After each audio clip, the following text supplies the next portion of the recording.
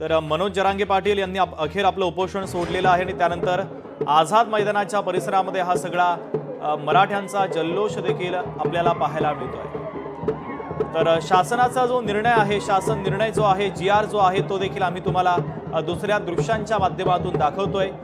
त्या GR ची copy ही लोकशाही मराठीच्या माध्यमातून तुम्ही पाहू शकता। ज्या मागण्या जरांगे पाटलांनी केलेल्या होत्या त्या मागण्यांवर सरकारनं GR च्या माध्यमातून नेमकं काय उत्तर दिलं, त्या सगळ्या प्रश्नांची उत्तरं आणि खाली शासन निर्णयानंतर काही मजकूर लिहिण्यात आलेला आहे। तोच मजकूर खऱ्या अर्थानं महत्त्वाचा आहे।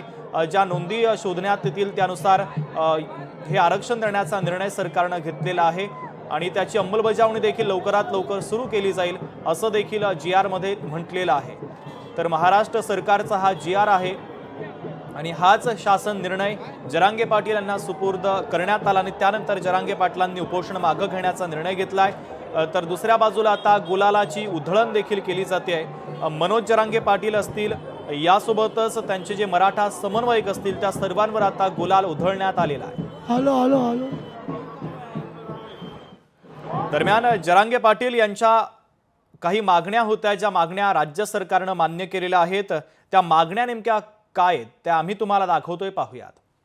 हैदराबाद गॅझेट अंमलबजावणीसाठी शासन निर्णय की जो जरांगे पाटलांना हवा होता। यासोबतच आंदोलनातील मृतांच्या वारसांना आर्थिक मदत याचाही निर्णय सरकारनं घेतलाय।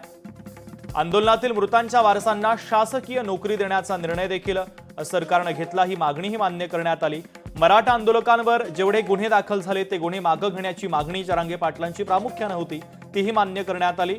आणि सगळ्यात महत्त्वाचं म्हणजे प्रलंबित जात पडताळणीला मान्यता देण्याचा निर्णय देखील सरकारनं घेतलेला आहे। आणि याच माध्यमातून आता हे कुणबी सर्टिफिकेट मराठा समाजातील नोंदी आता सापडतील आणि त्यानुसार दिले जातील। जरांगे पाटलांच्या या मागण्या होत्या आणि त्या मान्य केलेल्या आहेत सरकारनं।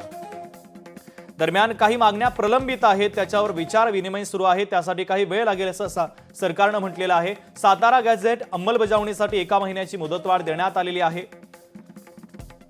यासोबतच मराठा कुणबी एकच असा शासन निर्णयासाठी 2 महिन्यांची मुदत लागेल असं सरकारनं सांगितलं। जरांगे पाटलांनी ते मान्य केलंय।